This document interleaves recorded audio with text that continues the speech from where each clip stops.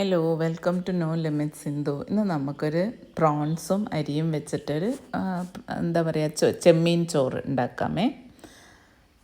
അതിന് വേണ്ടി നമുക്കൊരു ബൗളിലേക്ക് 2 ഗ്ലാസ് ജീരകശാല അരി, ജീരകശാല എന്നും പറയും, കൈമ റൈസ് എന്നും പറയും, 2 ഗ്ലാസ് ആട്ടോ ഞാൻ എടുത്തിട്ടുള്ളത്.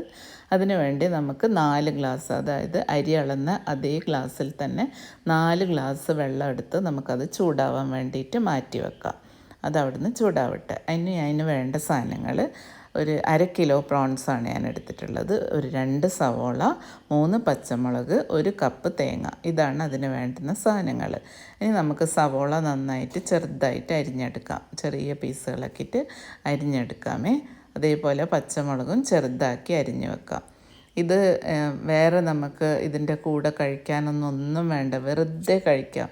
ഭയങ്കര ടേസ്റ്റാണ്. പിന്നെ മക്കൾക്ക്, കുഞ്ഞുങ്ങൾക്ക് ടിഫിനാക്കിയിട്ടൊക്കെ കൊടുക്കാം. എല്ലാം എന്താ പറയുക, ഒന്നും നമുക്ക് സൈഡ് ഡിഷൊന്നും ഇല്ലാണ്ട് കഴിക്കാൻ പറ്റുന്നൊരു വിഭവം കേട്ടോ. അത്രയ്ക്കും ടേസ്റ്റാണിത്. ഇനിയിപ്പോൾ പ്രോൺസ് വലിയതാണെങ്കിൽ നമുക്കതൊന്ന് ഹാഫാക്കാം, ചെറുതാണെങ്കിൽ അങ്ങനെ തന്നെ ഇടാം. ഇതിപ്പോൾ എനിക്ക് കിട്ടിയിട്ടുള്ള പ്രോൺസിൽ കുറച്ചൊക്കെ വലുതുണ്ടാവും, അതൊക്കെ ഞാൻ 2 കഷ്ണമാക്കിയിട്ടുണ്ടേ. ഇനി ഒരു ചട്ടി അടുപ്പത്ത് വെച്ച്, ഞാൻ മാക്സിമം എല്ലാത്തിനും ചട്ടിയാണ് യൂസ് ചെയ്യുക, എനിക്കതാണ് ഇഷ്ടം. പറ്റുന്നതൊക്കെ ഞാൻ ചട്ടിയിലുണ്ടാക്കും. അപ്പോൾ ചട്ടിയിലേക്ക് 2 സ്പൂണ് നെയ്യ് ചേർത്തിട്ടുണ്ട്, വലിയ സ്പൂണ്. അതിൻ്റെ അകത്തേക്ക് 1/2 സ്പൂണ് കടുക് ഇട്ടിട്ടുണ്ട്. പിന്നെ നമ്മൾ അരിഞ്ഞു വെച്ച്, കടുക് പൊട്ടിക്കഴിയുമ്പോൾ അരിഞ്ഞു വെച്ച് സവോള, പച്ചമുളക്, അതിൻ്റെ കൂടെ കറിവേപ്പിലയും കൂടി ഇട്ട് നന്നായി ഒന്ന് വഴറ്റുക. വഴറ്റണമെന്ന് വെച്ചാൽ അങ്ങനെ കളറ് മാറുന്നവരെ വഴറ്റൊന്നും വേണ്ട, വഴറ്റുക. നമുക്ക് ഈ സവോളക്ക് ആവശ്യമായിട്ടുള്ള ഉപ്പ് ഇടുക, എന്നിട്ടൊന്നും കൂടെ വഴറ്റുക. അതിന് ശേഷം കുറച്ച് മഞ്ഞൾപ്പൊടി ചേർക്കാം, നമുക്ക് തേങ്ങ ചേർക്കാം. തേങ്ങയും ഒരുപാട് വറുക്കണ്ട, അതിൻ്റെ അകത്തിട്ട് ഒന്ന് നന്നായി മിക്സ് ചെയ്യുമ്പോൾ മഞ്ഞൾപ്പൊടി ചേർക്കുക. അതിന് ശേഷം നമുക്ക് ഈ പ്രോൺസ് ഇതിൻ്റെ അകത്തോട്ടിടാം. പ്രോൺസും കൂടെ ചേർത്ത് നന്നായിട്ടൊന്ന് മിക്സ് ചെയ്യണേ. നന്നായി ഇതിൻ്റെ കൂടെ എല്ലാം ഈ സവോളയും ഇതൊക്കെ ഒന്ന് നന്നായിട്ട് അതിൻ്റെ അകത്തോട്ട് മിക്സ് ആകുന്ന വിധത്തിൽ കുറച്ച് നേരം ഫ്ലെയിമൊക്കെ കൂട്ടി വെച്ച് നന്നായി മിക്സ് ചെയ്യുക. അതിൻ്റെ കൂടെ നമ്മൾ കഴുകി ഊറ്റി വെച്ചിരിക്കുന്ന അരിയും കൂടെ എടുക്കുക.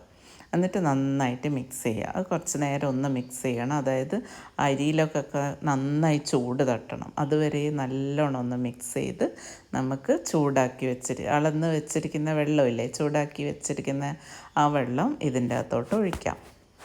ഒഴിച്ചതിന് ശേഷം നല്ലോണം ഇത് തിളച്ച് വരും, നന്നായി തിളക്കുമല്ലോ.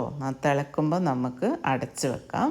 അടച്ച് കുറച്ച് കഴിയുമ്പോൾ നമുക്ക് തുറന്ന് നോക്കുമ്പോഴത്തേക്കും ഈ വെള്ളം ആ അരിൻ്റെ ലെവലിൽ ഉപ്പിടണം കേട്ടോ.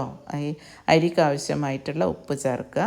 എന്നിട്ട് തിളച്ച് ഓഫ് നമ്മൾ അടച്ച് വെക്കുമ്പോൾ അത് തിളച്ച് നമുക്ക് കുറച്ച് കഴിയുമ്പോഴത്തേക്കും ആ ഒരു ലെവല്, അതായത് ആ വെള്ളത്തിൻ്റെ ലെവല് അരിയോട് ചേർന്ന് അങ്ങനെ ആയിട്ടുണ്ടാവും, ഇതേപോലെ. അപ്പോൾ നമ്മളൊന്ന് ജസ്റ്റ് ഒന്ന് ഇളക്കിയിട്ട് കൊടുക്കുക. ഇളക്കിയതിന് ശേഷം നമ്മൾ എന്ത് ചെയ്യണം വെച്ചാൽ ഫ്ലെയിം ഭയങ്കര സിമ്മാക്കണം, അതായത് റൈറ്റ് സൈഡിലോട്ട് തിരിച്ച് ഒരു കാണാൻ മാത്രമേ പാടുള്ളൂ ആ ഫ്ലെയിം, അത്രയും സിമ്മാക്കി വെച്ച്. പിന്നെ നമ്മളത് തൊടണ്ട. നമ്മളൊരു 15 മിനിറ്റ് കഴിഞ്ഞിട്ട് തുറന്ന് നോക്കുമ്പോഴത്തേക്കും നല്ല ചോറായിട്ടുണ്ടാവും, അത് ഒട്ടിപ്പിടിക്കൂല. പിന്നെ നല്ല പൂ പോലെ ഉണ്ടാവും റൈസൊക്കെ, അതേപോലെ ആയിട്ടുണ്ടാവും. നല്ലോണം നമ്മളെ ചെമ്മീനും സവോളയും തേങ്ങയും ഈ അരിൻ്റെ ആ ഒരു ഫ്ലേവറും ഒക്കെ കൂടെ വരുമ്പോൾ അപാര ടേസ്റ്റാട്ടോ. നല്ലതെന്ന് വെച്ചാൽ ഒരു സൈഡ് ഡിഷും വേണ്ട, ഒന്നും വേണ്ട, നമുക്കിത് വെറുതെ കഴിക്കാം. അപ്പോൾ എല്ലാവരും ഉണ്ടാക്കി നോക്കണേ, മസ്റ്റായിട്ട് ഉണ്ടാക്കി നോക്കണേ. ഇഷ്ടമായാൽ സ്നേഹം തരണേ, മറക്കരുതേ. Thank you.